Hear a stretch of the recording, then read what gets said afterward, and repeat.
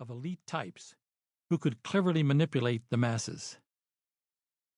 The sad fact is, I thought at the time I deserved all I had been given, and that it was because of my rare talent that I happened to be living at the height of the American dream.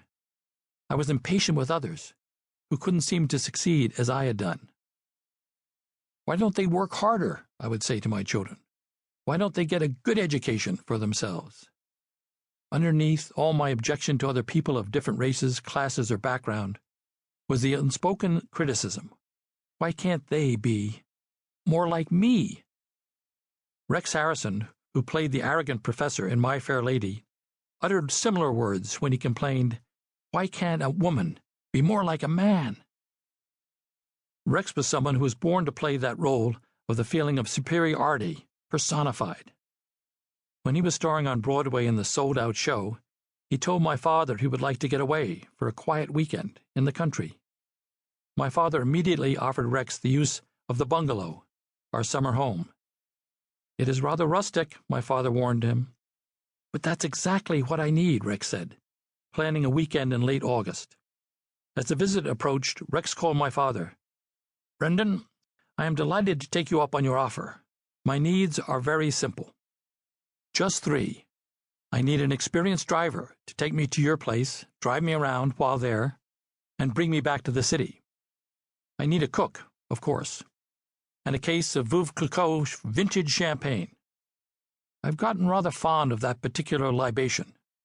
But that's all I need, my dear Brendan, and I will be happy as a clam."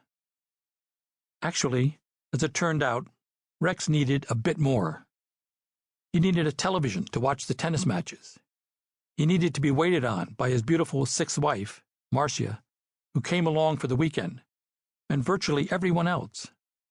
In other words, he needed the world to revolve around his presence, with a kind of unstinting service to his every wish.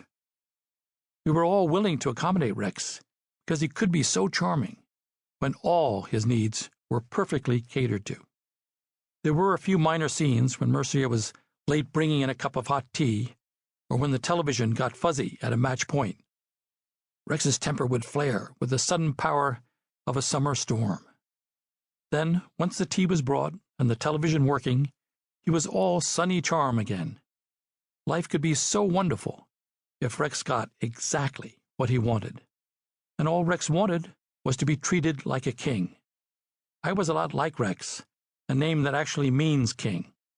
I expected the world to hand me everything, and then I thought I had done everything required by thanking the world, politely, for being so understanding.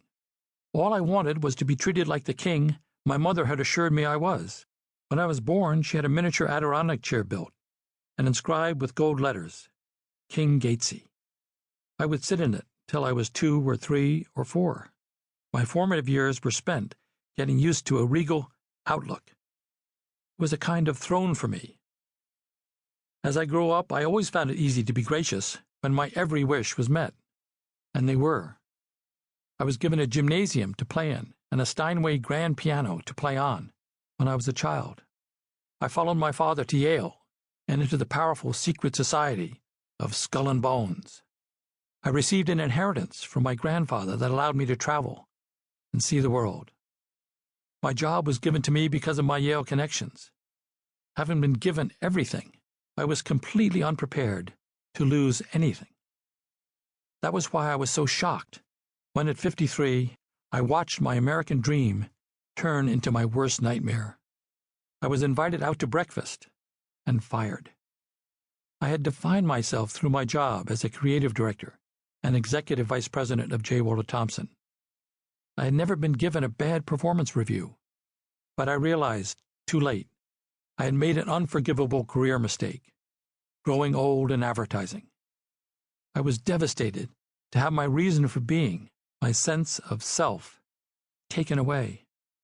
I literally burst into tears after I heard the fateful news. Yet I could not tell anybody the truth of what I was feeling. If you complain of bad treatment in corporate America, it is like breaking the oath of silence in the mafia. You will experience a quick death in your profession. You will never be hired again. So I didn't complain about being fired.